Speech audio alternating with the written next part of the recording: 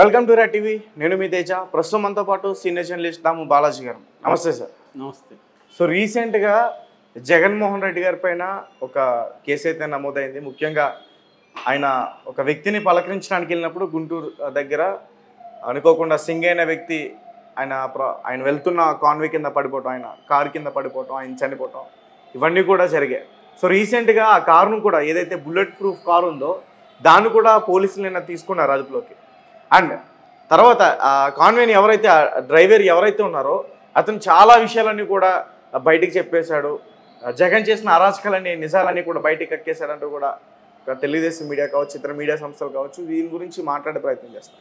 అంటే ఏంటి అసలు ఈ ఓవరాల్ ఇన్సిడెంట్ ఏంటి? ఇప్పుడు ఒకవేళ జగన్ని కూడా అదుపులోకి తీసుకునే అవకాశం ఉందా ఏంటి? యాక్చువల్గా కేసు ఏంటంటే మొన్న తాడేపల్లి టు సత్తెనపల్లి అక్కడ పల్నాడులో ఉండే రెంటపాళ్ళ అనే గ్రామానికి జగన్ వెళ్ళాడు. నాగమల్లేశ్వరరావు అని ఆయన చనిపోతే లాస్ట్ ఇయర్ ఆయన విగ్రహ ఆవిష్కరణకు వెళ్ళాడు. ఈ వెళ్తున్న క్రమంలో గుంటూరు దాటిన తర్వాత ఏటుగురు బైపాస్ దగ్గర ఒక వ్యక్తి కారు కింద పడి చనిపోయాడు. తన పేరు చీలి సింగయ్య. ఇది ఫస్ట్లో ఏమి అనౌన్స్ చేశారంటే ఎస్పీ సతీష్ ఈ కాన్వాయ్ కంటే ముందు ఒక కారు, ఒక 50 అడుగుల ముందులో ఒక కారు వెళ్తుంది. ఆ car number A26 CE 0001 Tata safari. ఈ కారు కింద పడి చనిపోయినాడు అని సతీష్ ఎస్పీ అనౌన్స్ చేశాడు. సో అప్పుడే తెలుగుదేశం మీడియా కూడా అదే రాసింది, కాన్వాయ్ కింద పడి చనిపోయినట్టుగానే రాసింది, జగన్ కారు కింద అనేది రాయలేదు అప్పుడు కూడా.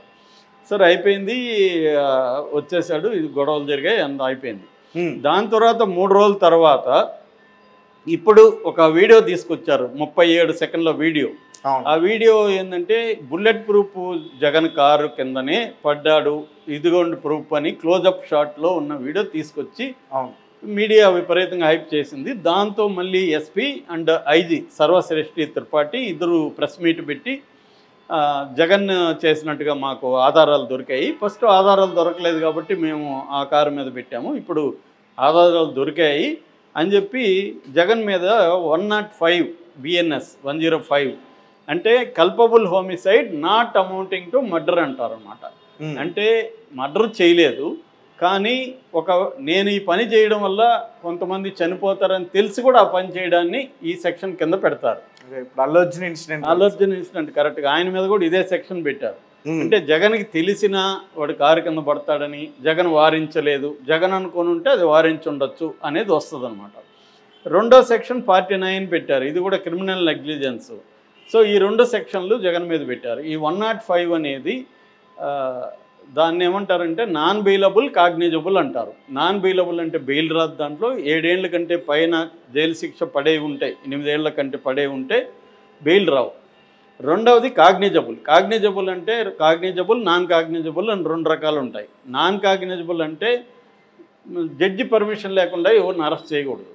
కాగ్నిజబుల్ అంటే జడ్జి పర్మిషన్ అవసరం లేదు, పోలీసులు డైరెక్ట్గా అరెస్ట్ చేయొచ్చు. ఇది కాగ్నిజబుల్ అంటే జగన్ని నోటీసులు ఇవ్వాల్సిన అవసరం లేదు, జడ్జి పర్మిషన్ అవసరం లేదు, పోలీసులు అనుకుంటే పట్టుకొని కోర్టులో పెట్టచ్చు, కోర్టు ప్రొడ్యూస్ చేయొచ్చు. సో ఈ సెక్షన్ పెట్టారనమాట. ఇది ప్లాన్డ్గానే పెట్టినట్టుగా మనకు అర్థమవుతుంది. రెండవది ఇది తెలుగుదేశం కానీ ప్రభుత్వ వెర్షన్ ఏంటంటే ఈ బుల్లెట్ ప్రూఫ్ కారు కింద పడ్డాడని. దీంతో వైసీపీ వాళ్ళు ఇంకొక వీడియో తీసుకొచ్చారు. ఆ వీడియోలో ఏంటంటే క్లియర్గా ఈ 0001 కారు దగ్గర ఇతను బాడీ ఉంది, అప్పటికి అతను చనిపోలేదు, అతను మేల్కొనే అంటే స్పృహతోనే ఉన్నాడు, కదులుతూనే ఉన్నాడు బాగానే, పక్కనే అంబులెన్స్ ఉంది. ఆ వీడియో పెట్టారు. నిన్న వీళ్ళ అడ్వకేటు బరిగెల కోటేష్, ఎవరు వైసీపీ అడ్వకేట్, అతను ఏం చెప్తున్నాడంటే నేను కూడా ఆ స్పాట్లో ఉన్నాను, పడిందేమో ఆ కారు కింద పడ్డాడు అతను, ఆ కార్ డ్రైవర్ను కూడా వీళ్ళు పోలీసులు అరెస్ట్ చేశారు, ఆ కారును కూడా సీజ్ చేశారు. ఇప్పుడు దాని నెంబర్ మార్చడానికి పోలీసులు ట్రై చేస్తున్నారు, ఆ కారు నెంబర్ మార్చి ఈ కారుని ఇరికించడానికి. సో నేను ఉన్నాను, మేము చెప్పాము కూడా అక్కడ, ఎందుకంటే అక్కడ ఇంకొక ప్రత్యక్ష సాక్షి కూడా దాసరి వీరయ్యనే అతను కూడా మాట్లాడాడు మీడియాతో, నేను కూడా ఉన్నాను, మేము అన్నాము మా కారులో తీసుకెళ్తాం అతను హాస్పిటల్ అంటే లేదని అక్కడ ఉన్న ఏఎస్ఐ రాజశేఖర్ మమ్మల్ని అడ్డుకొని అంబులెన్స్ తెప్పించి అంబులెన్స్ లేట్ చేశాడు, లేకపోతే అతను బతుకుండేవాడే, అతనికి నిజానికి పెద్ద కాలర్ బోన్ దగ్గర చిన్న దెబ్బ తగిలింది తప్ప ఏమి లేదు, వీళ్ళేమన్నా చేశారేమో నాకు డౌట్గా కూడా ఉందని కూడా అతను చెప్తున్నాడు. అతను చనిపోయే ప్రసక్తి లేదని ఈ కోటేష్ అడ్వకేట్ చెప్తున్నాడు. సో వీళ్ళు ఒక నెరేటివ్ తీసుకొచ్చారు. వీళ్ళు ఏమంటారు, ఎవరైనా తీస్తే లాంగ్ షాట్ తీస్తారు, దగ్గర పోయి క్లోజ్ షాట్ తీస్తారా? ఎవడైనా యాక్సిడెంట్ అయ్యి కారు కింద పడితే ఏం చేస్తారు? ఫస్ట్ షాట్ తీస్తారు. షాట్ మన కెమెరామ్యాన్లు కాదు కదా, ఎవడో తీసాడు. కెమెరామ్యాన్ అయినా అన్ని రకాల షాట్. ఇప్పుడు జగన్ ఉన్న ఏదైతే ఉందో కాన్వే ఆ కారు కింద పడినట్టుగా క్లోజ్అప్ షాట్ మాత్రమే ఉంది. కాబట్టి ఇది ఎడిటింగ్లో వీళ్ళు చేశారు. ఇప్పుడు ఏ వచ్చినాక ఏమన్నా చేయొచ్చు. మనం ఇలాగ అడిగితే ఏ అలాంటి షాట్ ఇస్తుంది. ఇలా క్లోజ్అప్ షాట్లో పలానా కారు కింద పడినట్టు మనం ఫోటో పెట్టామనుకో, ఈ కారు కింద ఈ మనిషి పడినట్టు ఇస్తుంది ఏ నీట్గా. అదేం తెలియదు మనకి, అది రేపు పొద్దున ఫోరెన్సిక్లో తెలుస్తుంది. వీళ్ళకి కూడా తెలుసు ఇవన్నీ, గవర్నమెంట్కి కూడా. కానీ జగన్ని బదనాం చేయాలనే ఉద్దేశంతో జగన్ది సక్సెస్ అవుతూ ఉంది. ప్రజలు విపరీతంగా వస్తున్నారు. మన పొదిల్లో కానీ, అంతకుముందు గుంటూరు మిర్చియాట్లో కానీ, ఇప్పుడు పల్నాడులో కానీ విపరీతంగా జనం వస్తున్నారు. ఇది జగన్కి మైలేజ్ అవుతుంది, మనకి ప్రభుత్వానికి వ్యతిరేకత క్రియేట్ అవుతుంది. దీన్ని ఆపాలి, జగన్ ఆపాలి. ప్రజల్లోకి జగన్ విపరీతంగా వెళ్తే మనకి ఇబ్బంది. ఎందుకంటే సూపర్ 6 అమలు చేయలేని పరిస్థితి ఉంది. డబ్బులు లేవు. 1,30,000 కోట్లు ఎవరి ఇయర్ ఖర్చు పెట్టాలి, అంత డబ్బులు లేదు. ఎందుకంటే జగన్ 77,000 పెట్టినప్పుడే, 77,000 కోట్లు పెట్టినప్పుడే 10 లక్షల కోట్లు అప్పు అయిందని వీళ్ళే చెప్తున్నారు. ఇప్పుడు దాదాపు డబుల్ అనమాట. ఆల్రెడీ 1 ఇయర్కి 1,60,000 crores వీళ్ళు అప్పు చేశారు. సో ఈ విధంగా 5 ఏళ్ళకి ఏమవుతుంది, ఇదొక 5 లక్షలు, అదొక 3 లక్షలు, 8 లక్షలు 5 ఏళ్ళకి వీళ్ళ అప్పు పెరుగుతుంది. ఆల్రెడీ 10 అన్నారు, 18 లక్షలు అప్పు అవుతుంది. సో మళ్ళీ వడ్డీలు కట్టాలి. సో ఎక్కడి నుంచి వస్తుంది ఈ రెవెన్యూ? ఆడుంది. ఇంకా అభివృద్ధికి ఏం పెడతారు వీళ్ళు, ప్రాజెక్టులకి ఏమి ఇస్తారు? సో ఇటువంటి ఒక ఫెయిల్యూర్ స్టేట్ అంటాం దాన్ని. ఫెయిల్యూర్ స్టేట్లో తెలుగుదేశం కూటమి ఉంది. సో ఎందుకంటే అలివుగాని హామీలు ఇచ్చేశారు కాబట్టి. ఎక్కడైనా కర్ణాటకలో కాంగ్రెస్ అయినా, ఇక్కడ కాంగ్రెస్ అయినా ఇదే పరిస్థితి.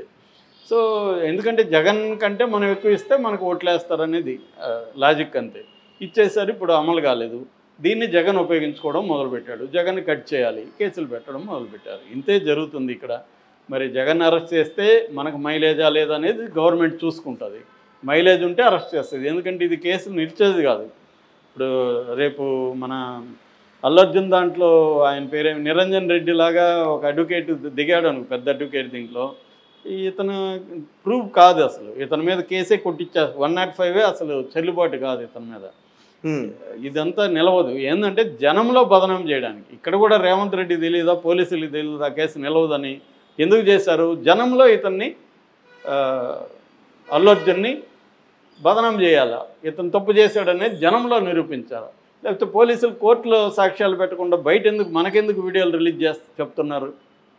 పోలీసులు చేయాలని పని ఏంటి? మనకి చెప్పడం కాదు. మనం ఎట్లా జడ్జి చేయాలి, అది కరెక్టా కాదా? కోర్టులో కదా నువ్వు ప్రూవ్ చేయాలి. కోర్టులో ప్రూవ్ చేయకుండా మనకి చేస్తున్నారంటేనే దాంట్లో ఏదో వ్యవహారం ఉంది. కాబట్టి ఇదంతా కూడా ఏంటంటే పొలిటికల్ గేము. ఎవడి పైచేయి వాడిది, ఎవడి గేమ్ వాడు ఆడుతున్నారు. ఎవరు సక్సెస్ అవుతారనే చూడాలి. అల్టిమేట్గా ఎన్నికల వరకు ఈ గేములు తప్పవు. రోజు రోజు పెరుగుతుంటుంది. ఇప్పుడు జగన్ కూడా ఈరోజు అందరితో మీట్ అవుతున్నాడు. వాళ్ళ మొత్తం నాయకత్వంతో ఈరోజు మీటింగ్ ఉంది.